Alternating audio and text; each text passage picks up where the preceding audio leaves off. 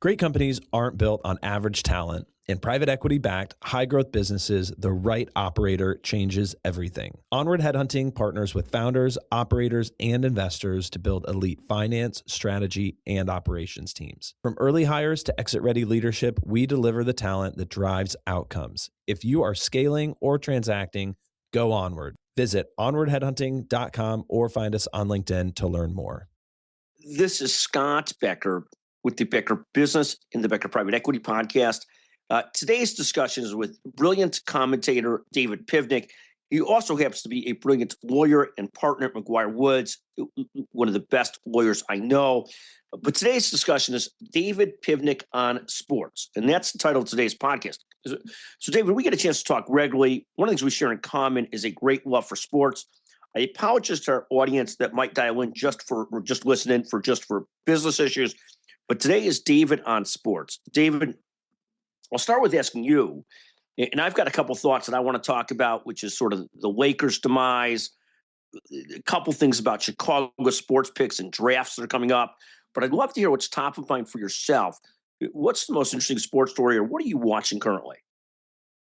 I mean, I'm pretty excited about the NBA playoffs and the NHL playoffs. I think there's some good, compelling matchups there. So, I mean, in the last week, it's playoff basketball, playoff hockey, and then the NBA draft lottery results, which just came out, in which didn't do any good for teams I really care about, which is only the Bucks really had a dog in the fight. The Raptors were not in the lottery, but focused on that and excited about some of the developments in the playoffs generally. Like, it's fun watching Wemby and the Spurs, who I think them and the Oklahoma City Thunder are going to be just absolute juggernauts for the next decade, but it seems like they're almost certainly going to meet in the conference finals, and then one of them will play the Knicks, who are, I think, going to walk to the finals. I don't even think they'll have a challenge in the Eastern Conference Finals. And in hockey, it's been a pretty fun, competitive playoffs. I think the Buffalo-Montreal series has been a lot of fun, and I think Colorado and Minnesota are stuck playing each other, but might be the two best teams. But meanwhile, you've got Carolina, who hasn't lost a single game in the playoffs, is now in the conference finals, and after years of having a great team on paper and kind of choking in the playoffs, they look utterly dominant. And got a lot of friends in our Raleigh office and in general that are Canes fans that I'd love to see get a title. So lot of fun in the playoffs right now in both sports, and pretty compelling matchups. Thank you. And let me ask you this question, and I am so happy to see the demise of the Los Angeles Lakers. And I guess I'll ask you a psychological or psychotherapeutical question. My enjoyment of watching the Lakers struggle, does that make me a bad person? No, a good person, actually. I think fully that's something you should embrace and lean into. I don't think from a, how quality you are as a human being, wanting the Lakers to have a demise is not as high on the list as wanting the Celtics to fail. I think that's truly the sign of a good person, is rooting against the Boston Celtics. But there's no reason not to hate both of those franchises. They both deserve it. And while I think the Lakers are slightly less loathsome than the Celtics, seeing either or both of them fail should bring most people joy. I fully agree and respect that. Why the hatred of the Celtics? Where does that come from? What era did you watch? When did you start to hate the Celtics? Where did that come from? Yeah, it's really, I mean, to be fair, and I don't know how many of your listeners are based in the Northeast, and particularly in the Massachusetts area, but to be clear, it's less about the Celtics and more just about all things Boston, or at least all things sports related to Boston. A perfectly fine city, if not for the wealth of Bostonian sports fans. So, the Red Sox hatred is deep-seated, the Patriots hatred is deep-seated. And while the Celtics in my lifetime have had some good years, but many of them were when I was young, and the title team, 15 years ago with Pearson Garnett was, I'd say, less hateable than prior iterations. But just Boston sports teams are overly aggressive, very, very loud, and always seem to have an awful lot to say about all of their teams, regardless of how they're playing. And, there's a Boston-New York sports rivalry, but I find New York fans, at least in my experience, tend to be less problematic to have to listen to than Boston fans. And I think it's probably the Patriots primarily and the Tom Brady, Bill Belichick era that really made Boston fans insufferable. Perhaps they've always been that way, but in my experience, it's more of a recent phenomenon, and it can be fairly painful. Let me ask you a different question, because you mentioned Boston, but when you look at the Red Sox-Yankees rivalry, where do you land there? Because I have a very hard time, being a Yankees bandwagon type of person. So where do you land between the Yankees and the Red Sox? I cheer for a meteor. You cheer for a meteor. You gotcha. For them to blow up, the whole thing to blow up. Yes. I cheer for Boston between those two. One other thing, I remember back in the day, I can't remember the phrase, because I was at law school at Harvard Law School. That's I've heard of it. That's a fine academic institution. There used to be a phrase that they called people from Massachusetts. I cannot remember that phrase. Do you remember the phrase? I can. Does it have holes at the end? It does. It's the mass holes phrase. People used to call people from Massachusetts mass holes, and we think that's offensive, but I remember it. But people from Wisconsin used to call Illinois people fibs, and I could never remember what they meant by fibs. I actually don't know what that one stands for. So. That is, oh my God, it's so hard, because David is at least hails from Canada originally, so I have to go slow sometimes. No offense to our Canadian listeners, but and no offense particularly to his parents who are Canadian listeners and the best of the best. But the point being, fibs, the F stood for the F word, and IBS was Illinois bastard. So people from Wisconsin would refer to people in Illinois as fibs, and it wasn't meant as a complimentary thing. So we've talked a little bit about the NBA, the NHL, Blackhawks. Are the Blackhawks ever going to start to see some of the promise that they should see coming, or are we just stuck in mediocrity forever, even though we got another top 4 draft pick that should bring us a really good player? Are we stuck in mediocrity? Can we get better? Is this Roman Cancer's off going to make a big difference? I love Frondell. I love Bedard. The defense seems to still be non-existent. Can we get better? What do you see here? Yeah, I'm bullish on the Blackhawks. I think the fandom as a whole is pretty down on the team. I think there's a lot of pushback on Kyle Davidson for how long the rebuild is taking, etc. I don't see it that way, and maybe this is an area of my life where I'm a bit more of a wild-eyed optimist than I think I am prone to be most things in my life. But the farm system is unbelievable. Roman Kantarov, I think, he's a little undersized, but just lit up the KHL last year, was unbelievable, and I think has a very bright future. I refuse to believe they're not going to go out and sign a couple meaningful free agents, and it is an admittedly pretty poor free agency class. But guys like Alex Tuch, he would just be such a perfect fit on Bedard's wing. And I think we have the cap space. We've got $40 billion in cap space to sign Bedard to a long-term deal, to bring in Alex Tuch. There's a lot of rumors they might look to trade the 4 pick. I'm hoping they stay put and somehow get very lucky, and Ivar Stenberg, Swedish winger, ends up falling to pick 4. I think there's a pathway for that to happen, where Toronto takes McKenna 1, which they almost certainly will. San Jose takes Chase Reed on defense, number 2, who I think they need defense, and he's not the best player available at 2, but he's close enough that they could go that way. And Malhotra, I think could very well, Caleb Malhotra, go pick 3. His father works in the Canucks organization. There's strong connections there, and he's, again, pretty close in that range. Otherwise, I think the Hawks will end up with Malhotra, Reed at 4. But I think we can get Stenberg, Tuch, Kantarov's already now signed, is coming over, and a little bit of development from our young defensemen, all of whom, Rinzel, Korchinski, Levshunov, all of whom I'm still a believer in. Again, I think a lot of the fan base is skeptical. I think all 3 are going to have good, long careers. So I don't know that I think it's a playoff season next year, but I think it will be a materially more competitive team. And if they are active in the trade and free agency markets, I think it could be something better than just a more competitive team. I think they could be a playoff team.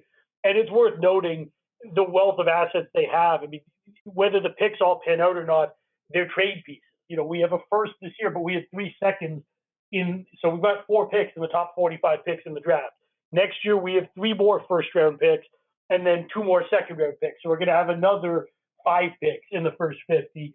And so continuing to stockpile trade chips and young talent, many of whom are panning out pretty well on the young talent side of that equation, I think is going to bode very well for the future. And I think it hopefully will start arriving with some more wins next year. Thank you. Take a second. I hope that you're right. I mean, we obviously scored about 10 more points this year than last year. The defense was still just absolutely atrocious. The linesmanship and how Blaze Hill defines lines is absolutely atrocious. We need some talent to surround Frondell, Bedard, and some more. Hopefully it's coming. I love Kontorov's stats coming out of the KHL. Just insane. And we'll see who we get this year. And we'll see what happens, how much Nazar develops and some other guys develop. But I'm still feel like the defense has been depleted, even though we've got so much young talent out there. But my God, I hope some of them start to really step up and be stoppers and closers. Right now, I'm a little bit, it's hard work there for our goaltenders right now. Talk for a second, David. The Chicago Bulls also jumped up to 4th in this NBA draft. Any thoughts there?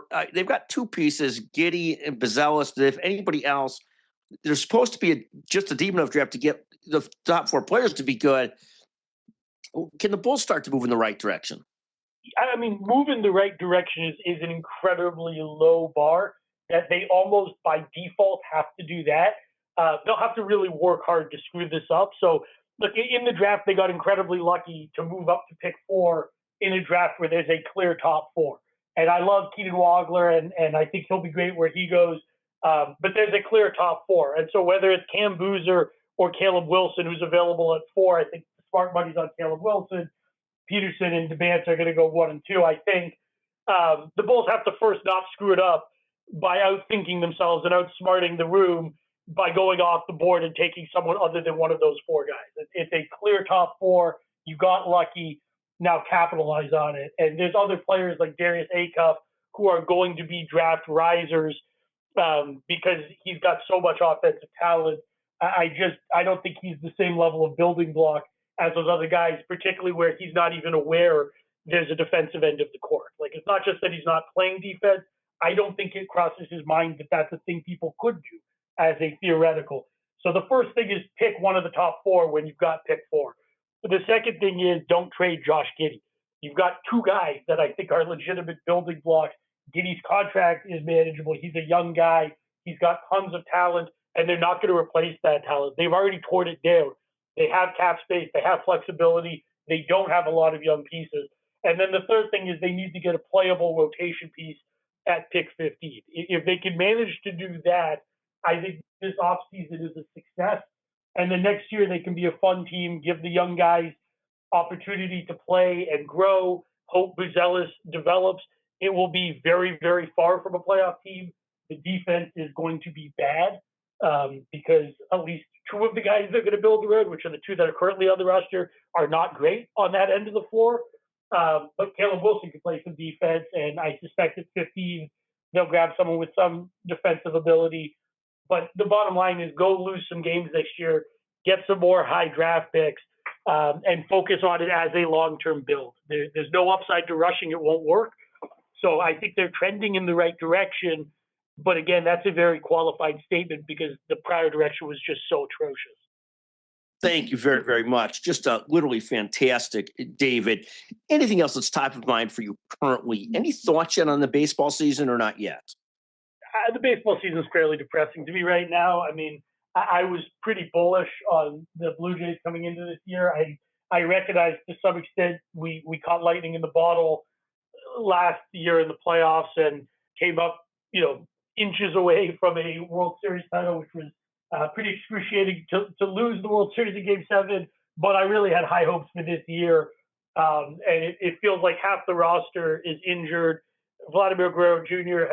has apparently decided he no longer wants to have extra base hits and hasn't had one in about 2 weeks, which is just stunning. And the team has been struggling. So I am hoping they will snap out of it and hoping they'll snap out of it sooner rather than later.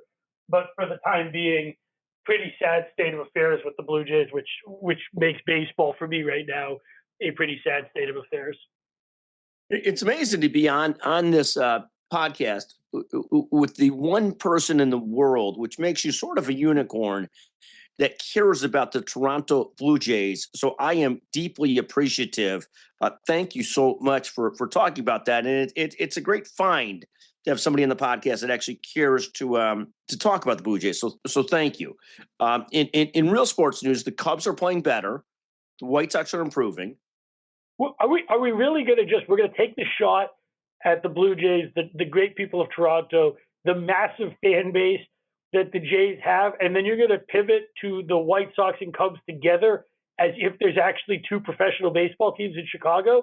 Like the Cubs are playing better, and congratulations to your White Sox fan listeners who did sweep the Blue Jays this year, again, causing mass depression for people in Toronto. But, I mean, the White Sox aren't even a good AAA team. I don't care what their record says. They don't have 5 guys on the roster who will still be there in 5 years, and they're not going anywhere. It is highly offensive to the entire country of Canada, if I'm being honest, that you would suggest that the White Sox are a real team and the Blue Jays somehow are not. Yes, 100%. Well, you are the very best, David. I am so thrilled to have you on today.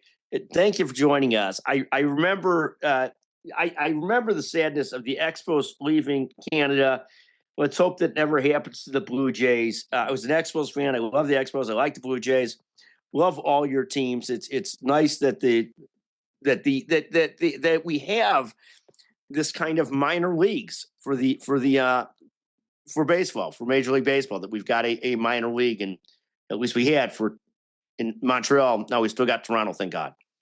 Yeah, David. Meanwhile, that minor league team has won as many World Series in your lifetime as the 2 Chicago teams combined. Yeah, no, it is sad to know that. It's true and sad. In any event, here's to Rusty Staub, to Joe Carter, and some of the great ones from back in the Expos and the Blue Jays. Thank you so much for joining us. As always, you're the best, David. Literally the very best. Thank you, sir. Thanks for having me, Scott.